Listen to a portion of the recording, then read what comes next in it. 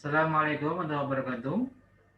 Jumpa lagi dengan saya, Saleh Basir, untuk memberikan pemahaman ya tentang beberapa aspek terkait dengan resiko di saham ya.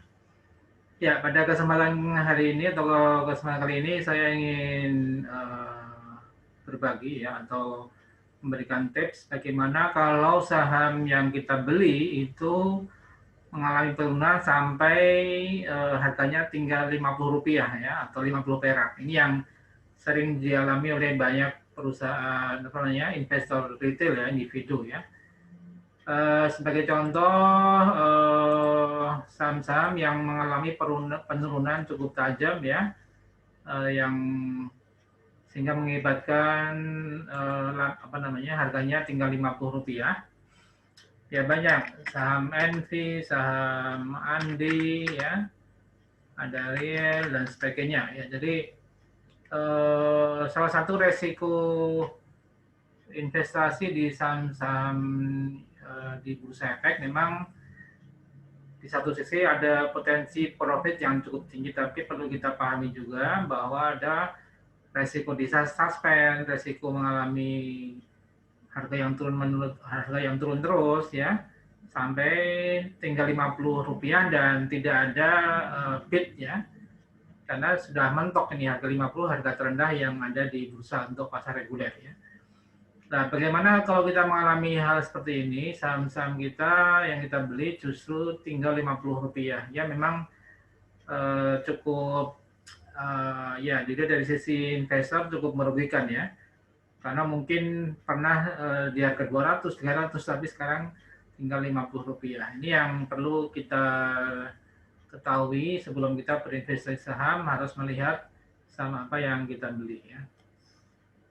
Contohnya misalnya tadi ya, Andira Agro di sini harga Rp50 ya.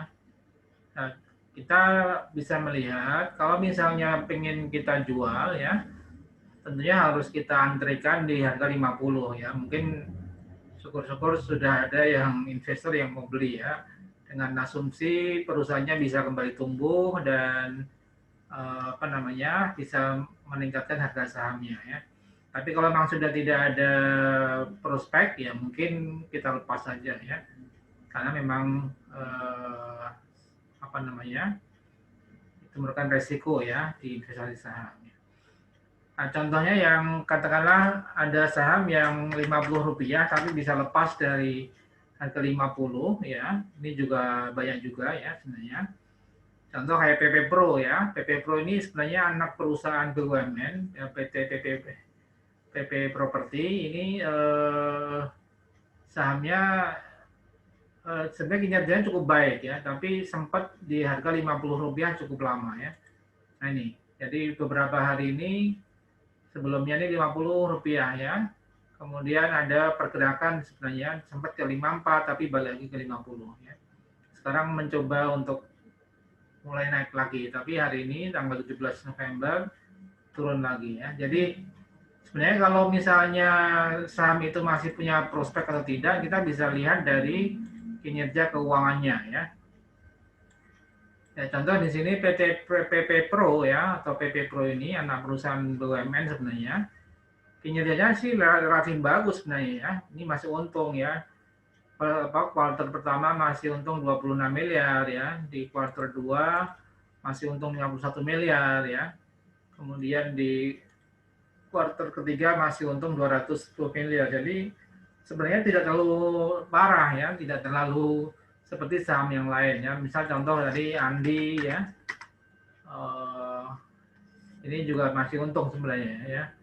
Kemudian apa misalnya yang lain ya, Envy ya, Envy juga masih untung ya, atau yang lain misalnya Tama tadi ya, Tama ini belum, laporan keuangannya belum ada di September, ini untung tipis banget ya. Tapi artinya saham-saham yang harganya Rp50 itu perlu kita lihat dulu laporan keuangannya. Apakah memungkinkan ke depan ini perusahaan bisa berbalik arah untuk memperbaiki kinerjanya, atau tidak ya. Kalau memang tidak bisa, harapan ya terpaksa kita jual di harga Rp50 ya. Nah, kalau misalnya di pasar reguler tidak ada yang baik atau susah untuk menjualnya, kita bisa jual di pasar negosiasi ya. Nah, itu artinya dari sisi apa? Sisi keuangan, teknikalnya ya mungkin biasanya saham-saham yang Rp50 itu memang kinerjanya lagi kurang bagus, sehingga kalau kita yang belum punya itu beli sahamnya cukup resiko ya. Kalau yang sudah punya ya mungkin bisa lepas di harga 50 di pasar reguler, atau kalau misalnya tidak bisa di pasar negosiasi ya. Tapi kalau misalnya dia masih punya prospek ke depan jangka panjang, masih punya harapan untuk berbalik arah, artinya memperbaiki kinerja keuangannya, kemudian dia bisa meningkat lagi harga sahamnya kayak PP Pro tadi sebenarnya relatif lebih baik ya, kinerjanya lumayan, tapi memang mungkin karena tekanan pasar masih di harga 50-an ya. Itu yang perlu kita lihat. Jadi sebenarnya kalau kita lihat perlindungan dari perlindungan daripada pemegang saham ya, kita lihat di Undang-Undang PT ya, Undang-Undang PT ini ada klausula sebenarnya, karena di emiten sebagai perusahaan publik dan sebuah perseroan itu di pasal 61 sebenarnya jelas ya, setiap pemegang saham berhak mengajukan gugatan terhadap perseroan ke pengadilan negeri apabila dirugikan ya, karena tindakan perseroan yang dianggap tidak adil dan tanpa alasan wajar sebagai akibat keputusan RUP, seleksi, dan atau Dewan Komisaris ya. Di pasal 61 ayat 2, gugatan sebagaimana dimaksud pada ayat 1 diajukan ke pengadilan negeri yang daerah hukumnya meliputi tempat kedudukan perseroan ya. Artinya sebenarnya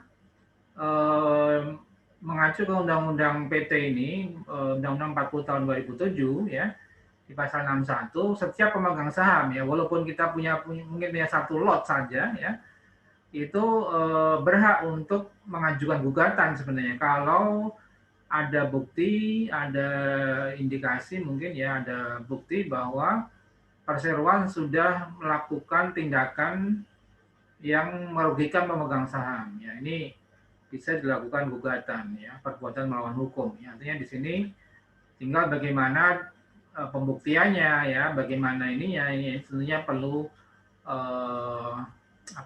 dibantu oleh kuasa hukum ya, karena mungkin tidak mudah untuk membuktikan sebuah perseroan sudah merugikan pemegang saham ya. Ya, artinya sebenarnya ini perlindungan dari undang-undang kepada para investor saham ya, kalau memang dirasa bahwa perseroan, direksi atau dewan komisaris itu sudah melakukan tindakan yang merugikan pemegang saham, dia bisa mengajukan ya gugatan kepada perseroan ke pengadilan ya. Sehingga tentunya ini harusnya dengan aturan ini para emiten ya, mungkin perusahaan publik itu juga lebih hati-hati di dalam mengelola dana masyarakat ya, karena dia sudah IPO, sudah go public, mendapatkan setoran dana dari masyarakat ya, ratusan miliar gitu ya, puluhan sampai ratusan miliar ya, tentunya sangat merugikan kalau misalnya pemegang saham ini yang akhirnya dia mendapati sahamnya disuspend, kemudian di delisting ya, atau katakanlah 50 perak seperti itu ya. Ini ya tentunya merugikan pemegang saham publik ya. Nah, untuk menjaga kepercayaan, untuk menjaga supaya investor retail ini bisa tumbuh baik, tentunya harus dilindungi nih kepentingan pemegang saham publik ya. Jadi baik regulasi sebenarnya sudah ada aturannya, ya tinggal bagaimana pelaksanaannya ini ya, bahwa direksi, komisaris ya, perseroan itu mengelola perseroannya dengan itikat baik, dengan GCG ya, supaya sahamnya juga berkinerja bagus dan menguntungkan para investor ya. Ini yang perlu disadari oleh para pengurus, direksi, komisaris, emiten ya.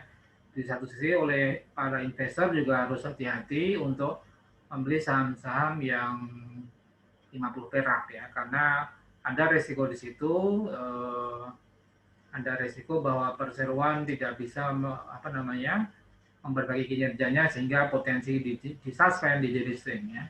Ini yang perlu dipahami oleh kita semuanya sebagai investor publik ya. Jika ada pertanyaan ya silahkan bisa terkait dengan pelindungan investasi ini, saya bisa menanyakan kepada saya lewat handphone yang ada di deskripsi di bawahnya. Demikian Sobat Saham Syariah, semoga bermanfaat. Salam profit dan berkah. Wassalamualaikum warahmatullahi wabarakatuh.